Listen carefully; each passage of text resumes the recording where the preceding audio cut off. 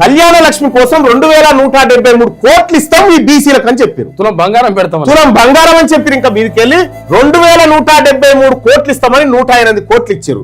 2165 కోట్ల రూపాయల నా బీసీ ఆడబిడ్డల సొమ్ము, పెళ్లిళ్ళకి ఇవ్వాల్సిన సొమ్ము దొంగతనంగా తిన్నాడు రేవంత్ రెడ్డి. దొంగతనంగా తిన్నాడు. వెనుకబడిన తరగతుల కోసం కమిషన్ మరియు ప్రత్యేక కమిషన్, డెడికేట్ కమిషన్ వేస్తున్నాం, కులగణన చేస్తున్నామని 150 కోట్లు పెడుతున్నామని జీవో రిలీజ్ చేసిరుగా. 150 లేదు, లొట పీస్ లేదు, అది 21 కోట్లట.